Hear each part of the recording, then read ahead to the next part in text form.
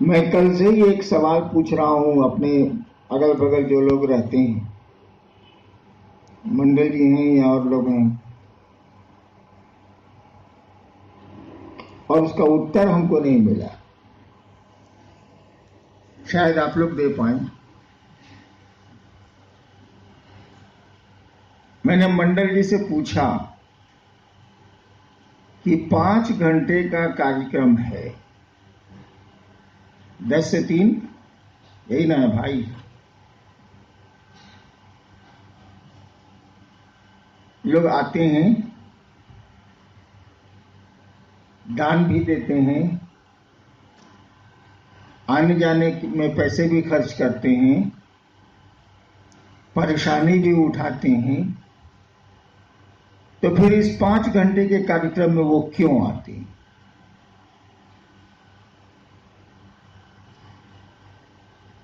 आप उत्तर दीजिए कि आप क्यों आए। किसी ने मेरे जिज्ञासा का उत्तर नहीं दिया सही सही। ये 5 घंटे के कार्यक्रम में ही 10,000 या 15,000 रुपया बर्बाद करके परेशानी उठा के आप क्यों आए? किस कारण से आए, कोई बताए? मेरे पास इसका उत्तर नहीं। कोई बोले तो हाथ उठाए। आप बोलिए।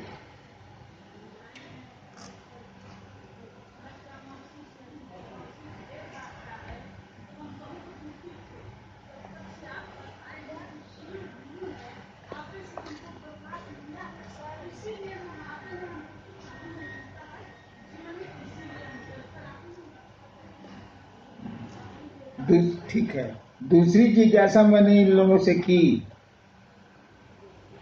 कि आप देते क्या हैं इन लोगों को, ये बताइए। आप क्या देते हैं?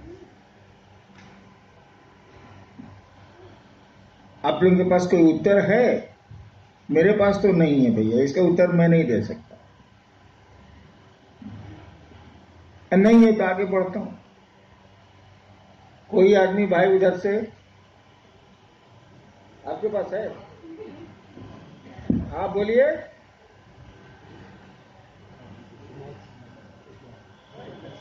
बैठ जाओ, बैठ जाओ।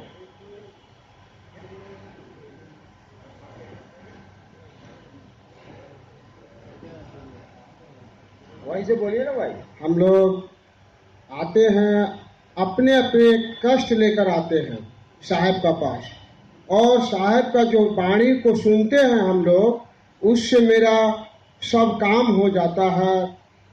इसे ही कहा गया है आध्यात्मिक शिव चर्चा। जानना पहचानना सीमा की बाहर की बात। और काबिल है।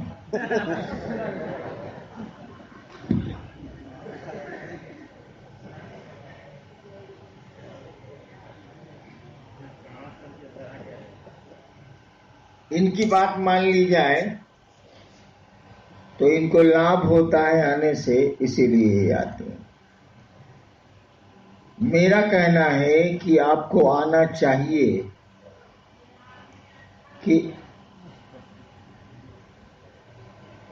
हम लोग मिल बैठ के शिव की ओर चलें। कष्ट और परेशानियां तो जब तक जीवन है चलेंगे।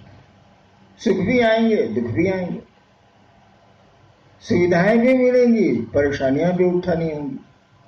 ये तो चलता ही रहता है, कोई इससे मुक्त नहीं है।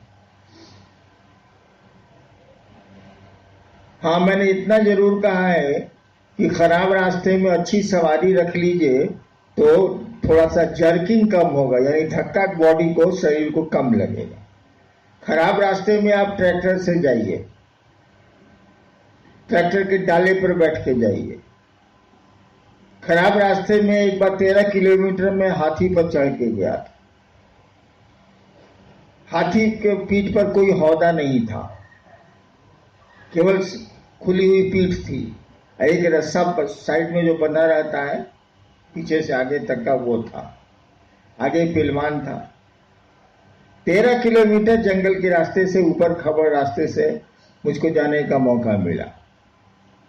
नतीजा क्या निकला कि अब कोई मुझको कहे कि बिना हौदे के हाथी पर चढ़िए तो पहले उसको गोली मार दूंगा। हाथी खुद बेचारा कोई दोष नहीं। वही आप स्कॉर्पियो से जाते, अच्छी गाड़ियों से जाते तो रोड खराब है ये पता तो चलता, लेकिन शरीर को उतना कष्ट नहीं होता। हमने कहा कि जिंदगी में ऊबड़ खाबड़ रास्ते आपको मिलेंगे ही मिलेंगे। आप सवारी शिव की ढूंढ लीजिए, महादेव की ढूंढ लीजिए, जर्क आपको कम लगेगा। महसूस होगा कि धक्का है, लेकिन उसका असर आप पर कम होगा, प्रभाव आप पर कम पड़ेगा।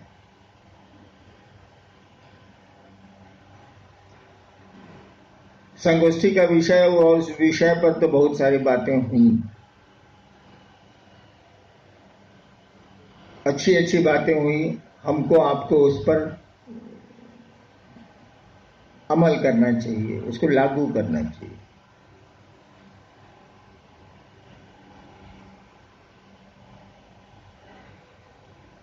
हम लोगों ने आजकल शुरू किया है फटाफट, मैंने जल्दी जल्दी।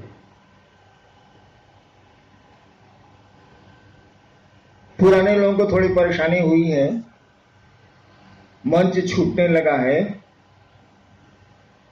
पैसों की कमी हो गई है। कहीं पहले तो पैसे ज्यादा आते थे मंच से। पहले का सिस्टम था कि बड़े बड़े शिव शिष्य तथाकथित चर्चाओं में बुलाए जाते थे, वो जाते थे। अपना बड़ा सा मोबाइल, पहले कुर्सी दी गई, वीआईपी हैं उनको बुलाया गया है, कुर्सी दी गई, अपना पॉकेट से चाहे 2-4 को असिस्टेंट रखवे करता है, सब हाथ बढ़ाया, मोबाइल लिया, ऐसे ऐसे ऐसे ऐसे करता रहा। जब अनाउंस हुआ कि आ रहे हैं फलना बड़े गुरु भाई, तब वो नहीं सुनेगा, तब तक वैसे करता रहेगा। दोबारा अगर पब्लिक ठीक से मेरा नाम सुन ले, दोबारा जब अनाउंस हुआ तब मोबाइल ऑफ किया, असिस्टेंट को दिया जो उनका पीए हो, और तब गए मंच पर, कॉलर वॉलर ठीक किया, मूछ को जरा ठीक ठाक किया, चर्चा करके उतरे। अब वो इस इंतजार में है कि आयोजक 5,000 देता है कि 10,000 देता है। अगर 2,000 दे के बेचारा गरीब आयोजक है, नहीं उसको पैसा हुआ, 2,000 1,000 दे दिया तो कहेंगे क्या आप लोग प्रोग्राम करते हैं? कोई प्रोग्राम है? ऐसे सिर्फ चर्चा होता है। पर अगर 10,000 दे दिया, क्या प्रोग्राम किए हैं आप लोग, वाह, हम तो साहब को खबर करबे करेंगे, कमाल प्रोग्राम हुआ। ये स्थिति आ गई थी। लोग चरचरिया कम, महंत ज्यादा होने लगे थे, तो थोड़ा सा तो उपाय करना पड़ता है, क्या करें हम। हमने कहा कि घूम घूम के आप शीशे से बनाइए, वो मोबाइल पर बनाइए, जैसे मन करे वैसे बनाइए।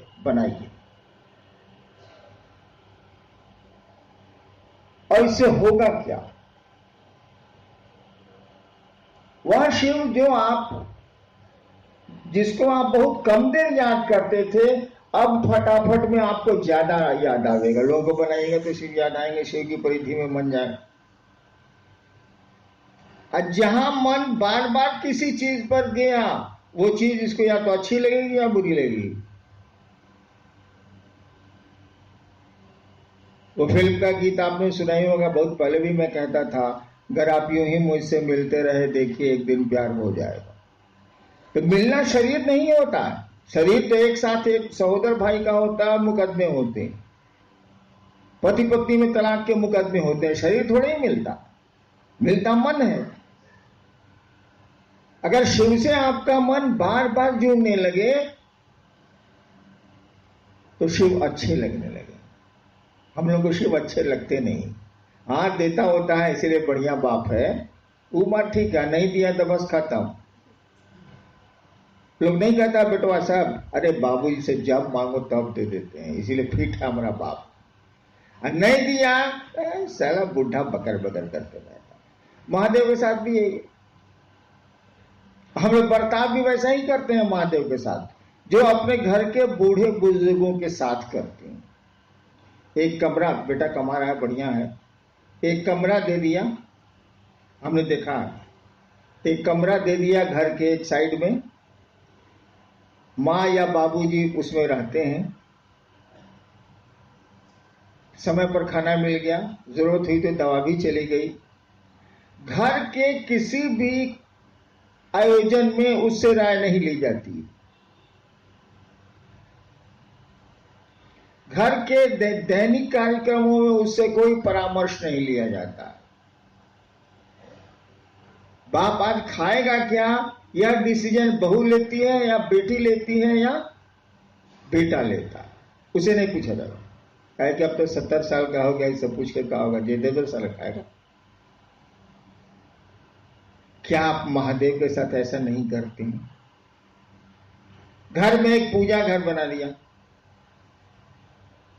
कोई है जो जल चढ़ा देता हूं या प्रणाम कर लेता हूं या अगरबत्ती जला देता हूं, आपको कोई मतलब नहीं है। जरूरत पड़ी, कोई कष्ट आया तो पहुंच गया पूजा घर में, कहा काम हो गया, फिट है, काम नहीं हुआ, अनफिट है। तो जो घर के बूढ़े बुजुर्गों की स्थिति है, महादेव भी तो बुजुर्ग है, उसकी भी यही स्थिति है। मैंने कहा कि उसको अपने घर में शामिल करो, अपने दैनिक रूटीन में शामिल करो शिव को। और इसीलिए मैंने कहा कि जो 108 बार आप बैठ के नमः शिवाय करते रहे कई हजार साल से, करिए, हम नहीं रोक रहे हैं आपको, लेकिन टुकड़े टुकड़े में नमः शिवाय करिए आप। इस पर सवाल भी हमसे लोगों ने किए कि 5000 साल, इतना हजार साल से 108 बार सभी मंत्रों का जप होता है, कि टुकड़े टुकड़े में आप काहे कर दिया? तब मैंने समझाया, कहीं कोई काम करिएगा तो ये सोचिएगा ना कि इसका परिणाम क्या आएगा। ठीक है, लोग कहते हैं कि इसको आसान किया गया। अगर कैंसर की दवा आसान कर दी गई है और कैंसर नहीं ठीक होता है, तो आसान चिकित्सा बढ़िया कि भारी चिकित्सा बढ़िया? साला ठीक ही नहीं होता आसान से, तो हम क्या करें, भारी तो करना ही पड़ेगा। हमने कहा कि टुकड़े टुकड़े में आप नमः शिवाय करिए। अभी बैठे हैं, सांस पर नमः जाने दीजिए, शिवाय उतरने दीजिए, एक बार करिए, छोड़ दीजिए। फिर थोड़ी देर के बाद सांस पर याद आ जाए शिव, या माहौल मिल जाए वैसा, या कोई कारण हो, सांस पर एक बार नमः चढ़ाइए और शिवाय उतार दीजिए। जब भी सांस पर नमः शिवाय करेंगे आप, जिसको अजपा जब बोलते हैं, करेंगे आप, आपका मन शिव की ओर जाएगा ही जाएगा। माला पर करेंगे तो मन बकरी पर भी जा सकता है,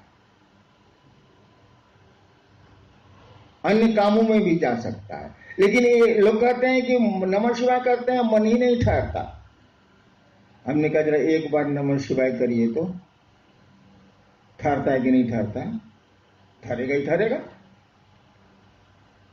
इस तरह से दिन भर में जो बार मन करे तब आप कीजिए, कंटिन्यूअस करिएगा तो गड़बड़ाएगा, लगातार करिएगा तो गड़बड़ाएगा। चलिए, विषय तो है कि जिज्ञासा और समाधान, देखते हैं जिज्ञासा क्या।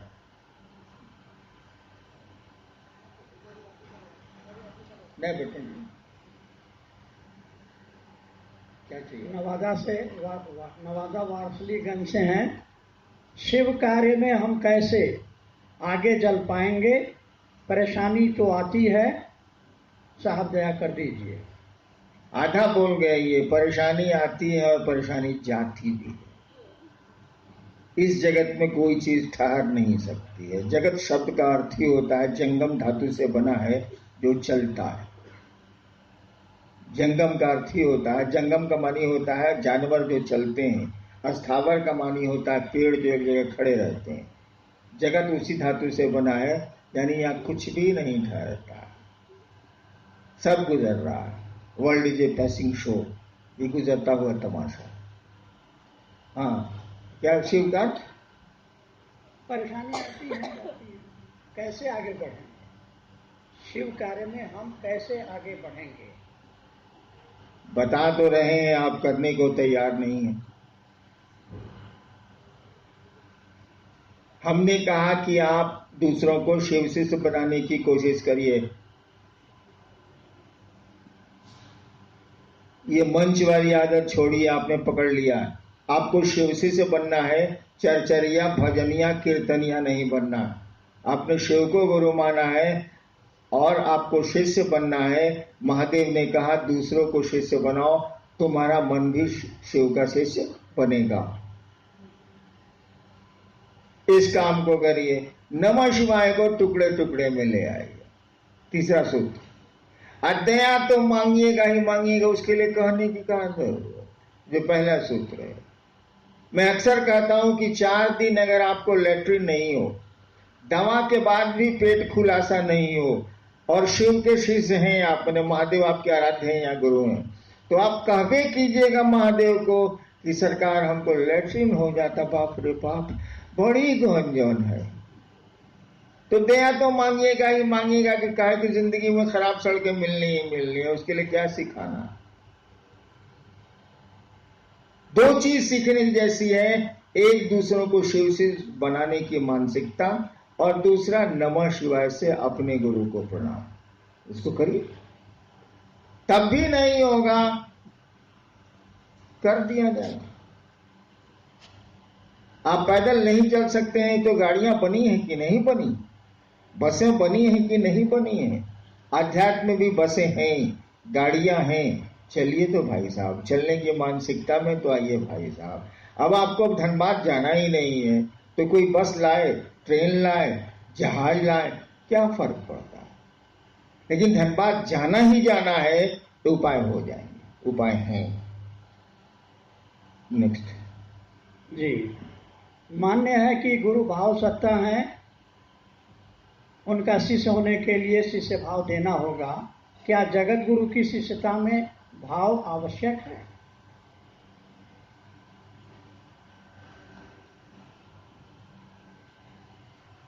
सवाल सुना आपने, फिर से पढ़िए।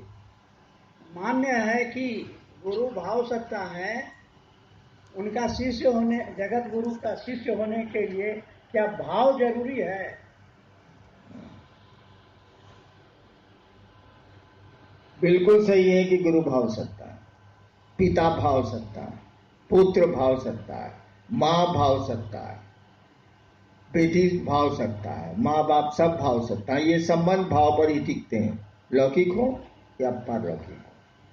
अध्यात्म कहता भी है कि भावेन लभते देवता, भाव से देवता उपलब्ध होते हैं। अध्यात्म का सूत्र ही है भावेन लभते देवता, भावेन देव दर्शनम, भावेन परम ज्ञानम तस्मा। हाँ, उसकी इसीलिए भाव का अवलंबन करो, ये सही बात है। लेकिन एक बात बताइए, आप लोग कर रहे हैं फटाफट, पर जल्दी जल्दी स्वीकार,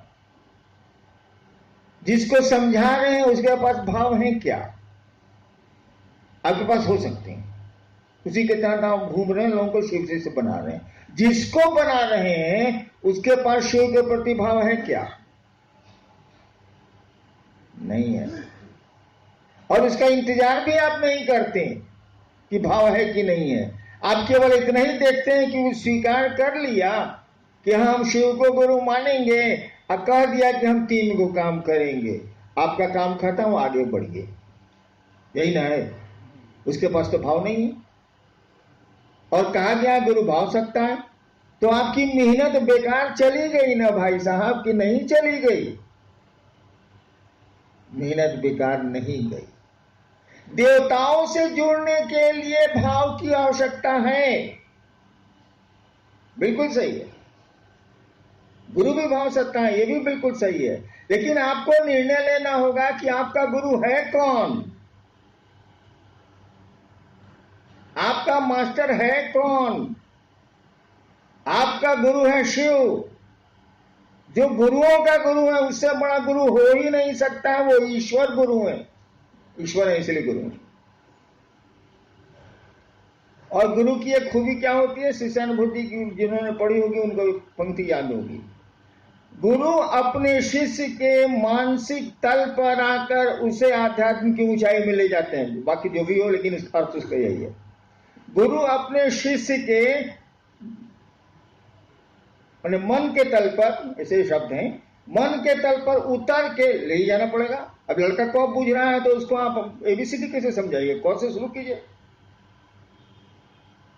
तो गुरु का नियम है, शिक्षक का भी यही नियम है, वो विद्यार्थी के स्तर पर उतर के उसको टानता है। गुरु भी यही करते हैं। अब शिव को आपने गुरु माना है, वो ईश्वर गुरु है, सबसे बड़ा गुरु है वो, और वो आपके तल पर उतरेगा तभी तो ऊपर टानेगा, नहीं टानेगा कैसे? बहुआ पकड़ेगा तब ना खींचेगा, आपके ब्रेन को, आपके मन को पकड़ेगा तब ना ऊपर ले जाएगा वो आध्यात्मिक ऊंचाई पर। जब शिव गुरु होते हैं तो भाव के स्तर पर नहीं, विचार के तल पर भी उतरते हैं। और नीचे करूं मैं, वो विचार नहीं, कुविचार के तल पर भी उतरते हैं। ठीक है, गुरु भाव सत्ता है, शिव भी गुरु के रूप में भाव सत्ता है, लेकिन गुरु के रूप में उस भाव सत्ता को विचार और कुविचार के तल पर, गलत विचार, कुविचार के तल पर आना पड़ता है अपने शिष्य के लिए। तब आध्यात्म की ऊंचाइयों में धीरे धीरे ले जाना पड़ता है। उदाहरण देख लीजिए, मैं खुद हूं, मैंने शिव को गुरु माना 1974 में। तरह तरह की साधना छोड़ा, कौन कौन धंधा पूजा पाठ में नहीं किया, छोड़ दीजिए, लंबी कहानी है। अंत में हमने सोचा अब कहां जाए। कल परसों मैं 10:30 बजे के बाद टीवी खोलता हूं, फिर जिंदगी में खोलता ही नहीं हूं, दिन में नहीं खोलता। तो मैं चैनल बदल बदल के फिल्म खोज रहा था। साला जो फिल्म हम लगावे चाटे साला, जो फिल्म लगावे चाटे साला, जो फिल्म लगावे चाटे साला, सब फिल्म लगा लिए, सब चाट गया। 2 मिनट देख के निहारिका बैठी हुई थी। हमने कहा, निहारिका अब क्या करें, हम विवश हैं, अब तो शिव को गुरु मानना ही पड़े। क्या करें साला, कोनो चैनल में बढ़िया फिल्म नहीं, सब छाट रहा। यानी वो घटना मैंने उसमें जोड़ी। तो मैंने शिव को गुरु माना था, किसी के कहने और पढ़ के नहीं, मैंने शिव को गुरु माना था। मेरे मन में एक ख्याल आया कि गुरु भगवान होते हैं तो भगवान गुरु काहे नहीं। रात के 2 बजे श्मशान में ये ख्याल आया था। मैं श्मशान में तो आदमी अकेले बैठता ही है, और मैंने सुना था कि शिव भगवान को कहते हैं। मैंने शिव को गुरु मान लिया, मानने को तो मान लिया भाई साहब, लेकिन मेरी मना स्थिति का आप अंदाज कर लीजिए। तो आपके पास, हमने कई बार कहा है कि आपके पास एक आपके दादाजी की एक मोटरसाइकिल है, BSA इंग्लैंड की थी, वो अब खराब है, उसके मिस्त्री भी नहीं मिलते हैं, सामान भी नहीं मिलता है। आप बड़ी चाहत रखे हुए हैं कि एक दादा की मोटरसाइकिल है, कम से कम दिखाने के लिए, चलने भर के लिए तो बन जाए। आप सब गैरेज में गए हैं, मोटरसाइकिल के गैरेज में, और सबने पैसे लिए हैं और किसी ने ठीक से नहीं बनाया। आपको मालूम होता है कि एक बूढ़ा मिस्त्री है जो अब मोटरसाइकिल नहीं बनाता है, लेकिन है वो बड़ा पुराना, महादेव है वो बड़ा पुराना। आपको अब शौक है मोटरसाइकिल बनाने का, तो क्या करिएगा, जाइएगा ही जाइए। वहां ले जाके मोटरसाइकिल आप लगाते हैं, पूछता है क्या तुमको भरोसा है कि मैं मोटरसाइकिल बना दूंगा? अब बनवाने के लालच में भले कह दिए हो है, मनवा कहेगा ये पेट का बनाओ, सॉरी माफ करिएगा, ये साला क्या बनावेगा, सब पैसा लेके उल्लू बना दिया, ये बुढ़वा का बनावेगा साला, एको को मोटरसाइकिल इसके कारखाने में हिले नहीं है। लेकिन उसने कहा कि बउआ 2 दिन के बाद आइए। आप गए, मोटरसाइकिल मारा, एक ही भन से स्टार्ट हो गई। कहा कि ले जाइए। आपने पूछा कितने पैसे हुए? उसने कहा कि मैं अब मोटरसाइकिल बनाता नहीं, मैं पैसे नहीं लूंगा, तुम जाओ। अब आप उस मोटरसाइकिल से चले कुछ दिन, मस्ती से शहर देखता रहा कि साला ही बाबा दादा आदम जमाने का मोटरसाइकिल चला रहा है, ये जो है से देखे साला उसको। हाँ, नई चीजें खूबसूरत होती हैं तो पुरानी चीजें भी खूबसूरत होती हैं। अब कोई कहेगा कि मेरी मोटरसाइकिल खराब है, उसको राय दीजिएगा उसी के पास जाओ, साला पैसों नहीं लेता है, कमाल का बनाता है। तो मैंने भी शिव को गुरु माना था, तो ये सोच के माना था कि साला और गुरु तो बेईमानी करेगा तो पंफलेट भी छाप सकते हैं उसके खिलाफ। ये महादेव का बड़ा करेगा, कुछ नहीं देगा तो साला उसके खिलाफ पंफलेट छापेंगे तो पब्लिक है मारेगा साला। सचमुच में मैं सोचता था, और क्या क्या धंधा नहीं करता था कि शिव हमारा कुछ भी बिगाड़ ले। बनाने का तो कहां सवाल है, बनाने की बात आदमी तब सोचता है विश्वास हो, भरोसा हो। मुझको कुछ था ही नहीं, मैं सोचता था कि कुछ हो इसको पावर है तो मेरा बिगड़ेगा, बिगड़ो। जितना उल्टा काम आप शिव पूजा में जो करते हैं, ठीक मैं उसको उल्टा कर रहा हूं, बिगड़ो। आइए अब उसी बात पर, विचार से शिव गुरु से जुड़ा जा सकता है। हमने कहा कुविचार से भी जुड़ा जा सकता है, उनके बारे में गंदे विचार हो तब भी जुड़ा जा सकता है। शिव देवता से नहीं जुड़ा जा सकता, शिव गुरु से जुड़ा जा सकता है, क्योंकि वो तो जानता ही है कि विद्यार्थी साल हमको करिए भी करेगा, इसको पढ़ने का मन नहीं करता। इसीलिए मास्टर तो अपनी जिम्मेवारी निभाएगा, कैसे पढ़ा के आपको पढ़ा कर कलेक्टर बना देगा। तो शिव भी जानते हैं कि जगत का प्राणी है, जीव भाव के आकर्षण में है, शिव भाव कैसे जाएगी, कैसे आगे ऐसा लगी। और तब वो विचार करेंगे कि सुंदर विचार शिष्य के नहीं है, तो हमारे सुंदर विचार हो ही जाए तो तहार कौन जरूरत बाबू, हमार कपड़ा साफ है बा तो धोबी क्या कहे जाए। जब सब ठीक ही है तो गुरु के पास क्यों जाएंगे हम, या तो सब गड़बड़ है, सब कुछ विचार भी गड़बड़ है। भाव तो बहुत ऊपर की चीज है, भरोसा होगा, विश्वास होगा तब न भाव जगे, तब भी वो जुड़ते हैं। और मैं इसका उदाहरण हूं, केवल मैंने सोच लिया था कि मेरे पास अब कोई चारा नहीं है, सारा टीवी चैनल में कोनो बढ़िया फिल्म नहीं है, अब क्या करें हम बाप। मैंने शिव को गुरु मान लिया, पूरी तरह निराश, हताश, महादेव के प्रति जितने दुर्भाव हो सकते हैं मेरे पास थे। लेकिन गुलाब के फूल को गुस्से में मरोड़िए या प्रेम से उसको सूंघिए, दोनों के परिणाम बराबर होंगे, दोनों में सुगंध है। गुरु की यही खूबी है कि मास्टर को गाली देता रहता है विद्यार्थी, तब भी वो जानता है कि इसको पढ़ने का मन नहीं है, इसीलिए ऐसा करता है और धीरे धीरे उसको पढ़ाता है। तो ये बिल्कुल सही है कि गुरु भाव सकता है, लेकिन शिव गुरु आपके विचार के तल तक उतरते हैं, यानी फटाफट आपका पूरी तरह कार्य करे। विचार के तल पर ही नहीं उतरते हैं भाई साहब, आपके कुविचार के तल पर भी उतरते हैं। खाली स्वीकार करिए ना कि चलेंगे, शिव को गुरु मानेंगे तो मर्द के स्वीकार करिए। जब मान लिया शिव को गुरु तो मान लेंगे, इसका जो होगा देखा जाएगा, साला कुछ नहीं मिलेगा तो हम जानबे करते हैं। मेरे साथ यही स्थिति थी, कोई विकल्प नहीं था, कोई चारा नहीं था। सही है ये गुरु भाव सत्ता होते हैं, लेकिन शिव गुरु भाव सत्ता ही नहीं, विचार सत्ता भी है, कुविचार सत्ता भी है। जोड़िए तो भाई साहब। नेक्स्ट जी, मंत्रों का जप भाव की स्थिति में ही फलदायी है। और फिर आगे क्या पूर्ण रूप से ही अपने आप में जिज्ञासा है, दूसरी लाइन जो है दूसरी जिज्ञासा, उसको भी पढ़ ही देते हैं।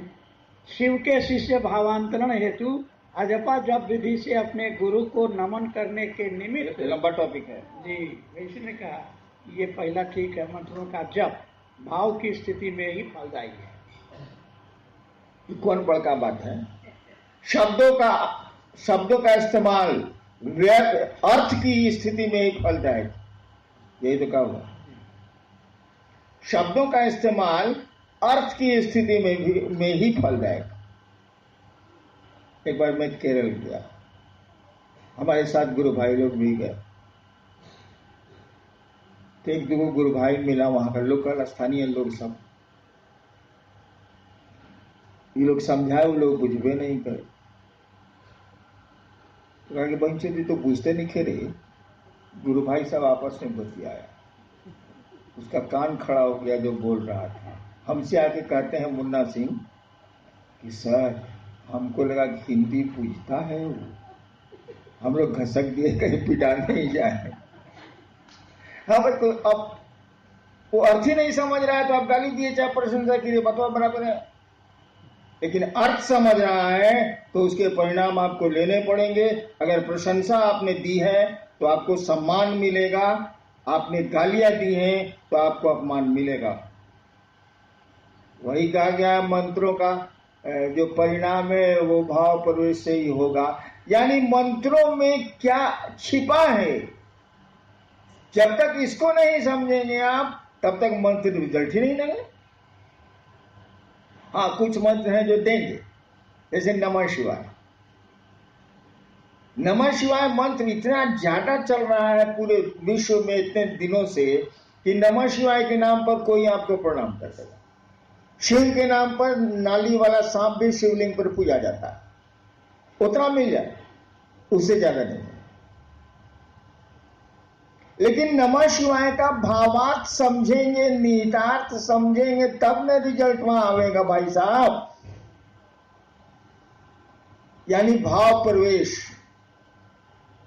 यानी नमः शिवाय का भाव प्रवेश होगा तभी रिजल्ट आवेगा, तभी परिणामदायी है मंत्र, कोई मंत्र हो परिणामदायी। अब आप 108 बार नमः शिवाय कर रहे हैं, सुबह सुबह 4 बजे उठ गए, नहावा लिया एकदम प्रेम से फर्स्ट क्लास, नमः शिवाय नमः शिवाय नमः शिवाय 108 बार मारा, उठ गए। एगो ब्रह्मपुर में नहीं, डुमराव में, आरा जिला में एक जगह, बक्सर जिला में एक जगह है डुमराव, वहां एक बहुत बड़ा सेठ था, वो पूजा करता था 1.5 घंटा, इतना अगरबत्ती एक दिन में जलाता था, एक मुट्ठी, बड़ा बिजनेसमैन था। एक दिन पहले 3 गो मुंशी को भेजा कि तुम बक्सर चले जाओ, तुम आरा चले जाओ, तुम ब्रह्मपुर चले जाओ, अट्टा गाता में कि हमारा पैसा लेके आओ, जाओ। वो बोला अब बनिया के देंगे। दूसरे दिन वो पूजा कर रहा था, करता था ओम जय जगदीशर, ओम जय जगदीशर, ओम जय जगदीशर, 1.5 घंटा कर रहा था वो, अगरबत्ती जला के पूजा कर, पूरा पूजा कर, फोटो लगाया हुआ था। सही घटना बता रहा हूं। उसी समय मुंशिया आया, एक जो बाहर भेजा था वो आया, दूसरा आया, तीसरा आया, दूसरे दिन की बात है। अभी लोग सोच रहा है कि 1.5 घंटा मालिक पूजा करेंगे, तब तक बहुत काम है मेरा, फिर बिगड़ेंगे क्यों, काम कहीं नहीं हुआ। तो सोचा कि पूजियों में बोल देते हैं कि क्या हम लोग गए थे तो क्या हुआ। एगो बोला कि मालिक गई नहीं हो बक्सर, कल सर की 20 तारीख के दे पैसा।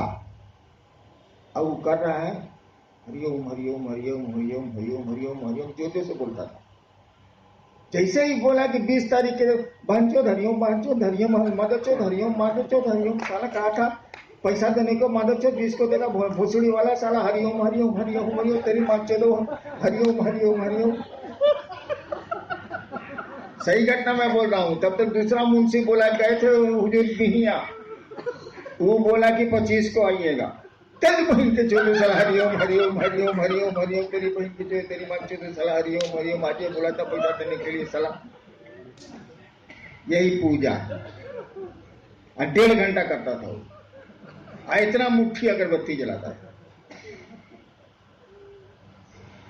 वही सुबह सुबह आप नहा लिए, नमः शिवाय करने बैठे, सही मंत्र भी आपको मालूम है, सही आसन भी किसी ने आपको सिद्धासन सिखा दिए हैं या पद्मासन कर रहे हैं आप। 108 बार में कौ बार नमः शिवाय होगा, कौ बार महादेव का ध्यान होगा, कौ बार धरती का ध्यान होगा। आइंस्टाइन का ब्रेन चेक किया गया, इतना बड़ा वैज्ञानिक था विश्व का। चेक करके मालूम हुआ कि वो कंसंट्रेट कर रहा था 9 सेकंड मैक्सिमम। 9 ही सेकंड एकाग्रचित हो ही पाता था, 9 सेकंड से ज्यादा नहीं हुआ आज तक। तो हम लोग तो आइंस्टाइन का ब्रेन रखे नहीं, तो 4 सेकंड 3 सेकंड तक कंसंट्रेशन होगा। और जप का विधान है कि जो मंत्र होगा उसके देवता का स्मरण भी होगा। जप विधि में समझा नहीं रहा, लेकिन जप का विधान है कि आप होंगे, मंत्र होगा और मंत्र का देवता होगा। मंत्रों के यानी गुरु होंगे। तो आप जप कर रहे हैं नमः शिवाय नमः शिवाय नमः शिवाय, अभी बीच में मदद सलाम पहचाने किया नमः शिवाय नमः शिवाय नमः शिवाय नमः शिवाय नमः शिवाय। कितना देर नमः शिवाय हुआ भाई साहब? ये जप कितना देर हुआ? और आधा घंटा के बाद 20 मिनट के बाद आपकी पूजा समाप्त होने के बाद धरती में जो फंसे तो फिर सुबह भी पूजा याद आएगी। 24 घंटा में 20 मिनट तो नहीं लगा, 2 मिनट या 1 मिनट भी बहुत ज्यादा हुआ। आपने जप किया नमः शिवाय का 108 बार, तो पूरे नहीं करेगा, गिनती पूरेगी, जप नहीं पूरेगा। किया लौकिक जगत में मन बाकी 23 घंटा जोड़ लीजिए हिसाब रह गया। क्या आध्यात्मिक भाव आ गया? हमने कहा कि तुम टुकड़े टुकड़े में नमः शिवाय। जब भी सांस प्रश्वास पर आप नमः शिवाय करेंगे, शिव जरूर याद आएंगे। वो मैकेनिकल हो ही नहीं सकता, मशीन की तरफ कर ही नहीं सकते। सांस पर नमः चढ़ा और शिवाय उतना शिव याद आएंगे। हम जानते हैं कि आप इसको देर तक नहीं कर सकते। 9 सेकंड तो आइंस्टीन था, तो हम लोग कहां हैं? 9 सेकंड। हमने कहा 1 बार करो, 2 बार करो, 3 बार करो। बहुत तुम कबीलाट हो, 11 बार करो। वैसा कबीलाट हम लोग क्या है नहीं, 1-2 को है, लेकिन यहां नहीं आया। लेकिन उससे भी नहीं होता है, सब डपोर संखी है, झूठ बोलता है।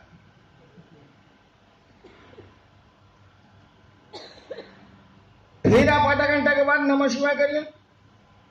इस नमः शिवाय का असर आधा घंटा तक रहेगा, महादेव फिर याद आएंगे। एक बार किया है आप, ताकि मैकेनिकल तो है नहीं। फिर सांस पर नमः जाने दीजिए, शिवाय उतरने दीजिए। इस तरह से 24 घंटे में कई बार आपको शिव याद आएंगे, और जैसे जैसे शिव याद आएंगे, शिव अच्छे लगने लगेंगे, अपना लगने लगेंगे, और नमः शिवाय का भाव प्रवेश होने लगेगा। तो 108 से जल्दी ना भाव प्रवेश हुआ, टुकड़े टुकड़े में रिजल्ट में जल्दी ना आया, उसे तो हो ही नहीं रहा। चलिए जी, शिव शिखर के शासन का विरोध करता है। हाँ भाई, हालांकि ये पंक्ति शास्त्र की नहीं है, ये सब मेरी है। मैं खुराफाती आदमी हूँ। जिज्ञासु चाह रहे हैं कि आप भी इस पर विस्तार से। मैं अक्सर कहता हूं कि शिव शिखर के शासन का विरोध करता है, यानी अगर बॉस बनिएगा तो उसको ये बात पसंद नहीं। इसीलिए किसी देवता के गण नहीं होते। आपकी किताबें कहती हैं कि गण मात्र शिव के होते। शिव के गण हैं, वो भी रद्दी सद्दी आदमी, भूत प्रेत पिशाच ये वो। और मैं कहता हूं कि शिव के गण आसमान में ही नहीं, धरती पर भी होते हैं भाई साहब। सही बोलता हूं मैं। किसी देवता के गण का नाम आपने नहीं सुना, होते ही नहीं। कि वहां तो है कि तुम स्वामी हम दासा, प्रभु जी तुम चंदन हम पानी। वहां तो दास भाव है कि सरकार जे छिए इसे अपने ही छिए। शिव के साथ ऐसा नहीं है। शिव कहते हैं कि तुम मुझको देवता समझते हो, मैं तुमको मित्र समझता हूं। इसीलिए जो गण हैं वो शिव के लोग हैं, वो प्रजातंत्र में विश्वास करता है, वो डेमोक्रेसी में विश्वास करता है, वो गणों के बीच रहता है। इसलिए मैं कहता हूं कि शिव शिखर के शासन का विरोध करता है। वो जनता का आदमी है, गणों का आदमी है, सारे काम उसके गण करते हैं, वो तो कुछ करता ही नहीं है। उसकी शक्तियां करती हैं, उसके गण करते हैं, वो तो कुछ करता ही नहीं, बैठा रहता। वो अपने लोगों पर भरोसा करता है, उसकी दुनिया उसके लोगों से चलती है। इसीलिए कहा गया शिव के गण होते हैं, और किसी देवता के बारे में कुछ कहा ही नहीं गया, गण होते ही नहीं, दास होते।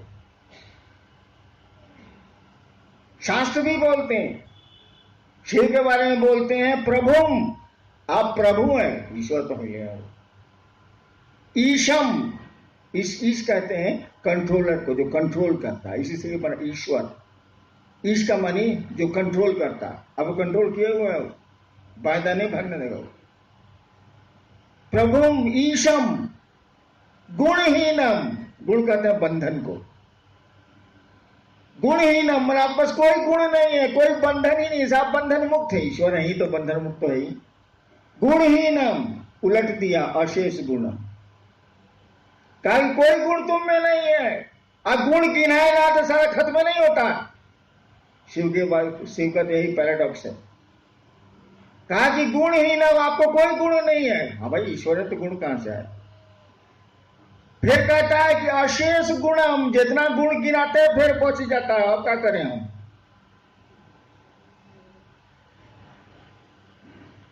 कहता है कि सुनिए, आप इतना कड़ा फोकस रखिएगा तब से मोहब्बत कौन करे? इतना कड़ा फोकस है आपका, बाप रे बाप, ईश है, प्रभुम है, गुणहीन है, अशेष गुणम है, तो हम लोग का तो अकेले नहीं काम कर रहा, आपको धरेगा कौन? कहा कि प्यार तो सब बराबर पर होता है, इतना अप डाउन में कैसे होगा? कहा जाता है बाघ का बच्चा बाघ से नहीं डरता। शिव अपने गणों से जाने जाते हैं, इसीलिए उनके गण उनसे नहीं डरते। और शास्त्र कहते हैं लास्ट में, गणाभरणम, हे शिव आपके आभूषण ही है आपके गण, आपके लोग। आप उन्हीं आभूषणों से शोभा पाते हैं। आभूषण का नाम गणाभरणम, गण आपके आभूषण है, उसके बिना तो आप शोभा ही नहीं पाते हैं। यानी शिव लोगों में जीता। शिव के नाम पर नाली का सांप भी पूजा जाता है शिव मंदिरों में। वो लोगों के बीच जीता है, गणों के बीच रहता है। गण माने आदमी, गणतंत्र से बना है, लोगों के बीच में रहता है। और तब मैंने कहा शिव शिखर के शासन का विरोध करता है। जब भी बॉस बनिएगा अपने को ऊपर ले जाइएगा, शिव के नजर में खटकेगा, क्योंकि वो तो जनता का आदमी है। वो तो जितने नीचे के लोग हैं उनका आदमी, नीचे के लोग मतलब लोग सबका उनका आदमी है। उसकी अलग कोई आइडेंटिटी नहीं है, अलग कोई अस्तित्व नहीं है। शिव अपने गणों के चलते जाने ही जाते हैं, शक्तियों के चलते जाने जाते हैं। कहा जाता है कि शक्तियां शिव का प्रकटीकरण है, शिव अपनी शक्तियों से जाने जाते हैं। शिव अपने गणों से जाने जाते हैं, अन्य देवताओं में ऐसा नहीं है। भाई हो जाएगा लेट, आइए महादेव का काम करें हम लोग।